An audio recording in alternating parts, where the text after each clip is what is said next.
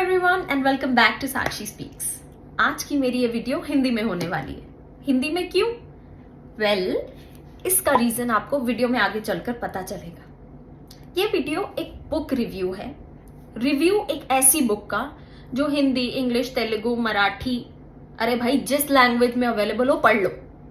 इसीलिए ये वीडियो मैं हिंदी में बना रही हूँ ताकि आप सबको मतलब सबको इसकी इम्पोर्टेंस का पता चले। ये बुक है the courage to be disliked. This is a book written by some Japanese writers and I must say that a single book had all the potential to change my life. Yes. So let's talk about this one. जैसे कि मैंने आपको अपनी last video में promise किया था कि मैं इस बुक को पढ़ रही हूँ और मैं बहुत जल्दी से फिनिश करके इसके रिव्यू के साथ आपके पास आऊंगी. So here I am. Let's talk about the book now. ये बुक एक क्लीशे बुक की तरह नहीं है जो कि आपको बोर करेगी.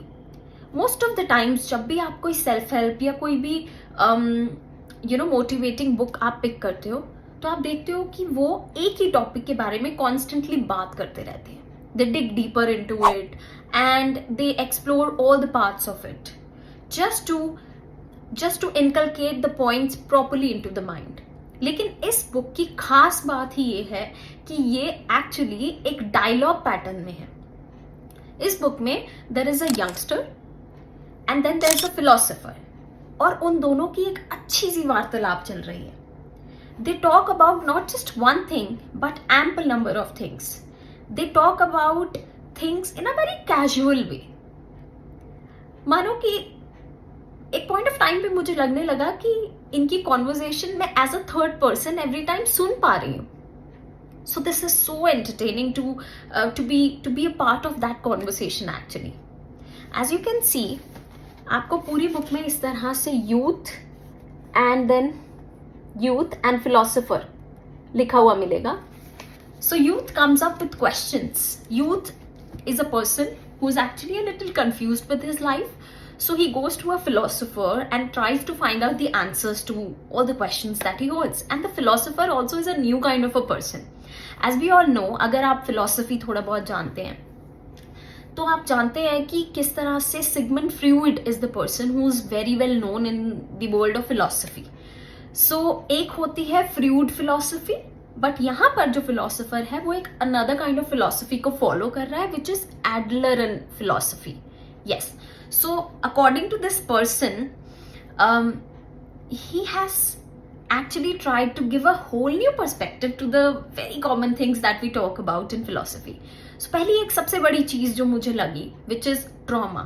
जब भी आप फिलोसफी पिक करते हो तो ट्रॉमा एक बहुत ही कॉमन वर्ड है जो आता है which says कि जो भी हमारे साथ बचपन में हुआ, हमारे चाइल्डहुड की सारी मेमोरीज, सारी incidents, they actually impact our mind, our soul, our personalities and that is why we are like this today.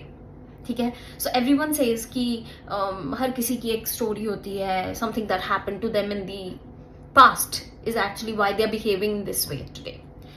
Adler ने इस पूरी फिलॉसफी को सरासर गलत ठहराते हुए बोला कि trauma is nothing. And the youth was like what? Trauma is nothing? How can you say that? I mean something bad happened to someone and because of which they are behaving in this way today. They have had this उनके दिमाग पे एक बहुत बुरा असर पड़ा है और तुम बोल रहे हो कि ट्रॉमा इज नथिंग. जिसको बहुत ही अच्छे से एडलेरियन फिलोसफी में इस फिलोसोफर ने जस्टिफाई करते हुए बताया है कि हाँ, trauma is nothing.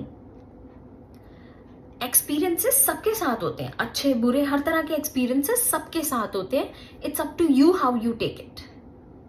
It's from person to person. और उसी की वजह से आज ऐसा है कि बुरे एक्सपीरियंसेस से निकले हुए लोग भी हाईली सक्सेसफुल होते हैं और कभी कभी बहुत ही अच्छे एक्सपीरियंसेस में जीने वाले जिनका चाइल्डहुड एब्सोल्युटली परफेक्ट रहा हो, नॉर्मल रहा हो, वो भी लाइफ में कुछ बहुत बड़ा नहीं कर पाते.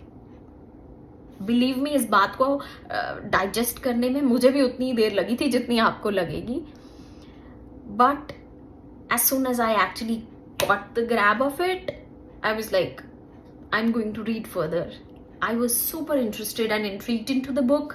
मुझे और पढ़ना था और जानना था, and to my surprise यहाँ पर for a change, philosopher was also talking about different things, youth was also coming up with different things. So the book is basically divided into 5 nights. So there are 5 nights which the philosopher and youth are having conversation on.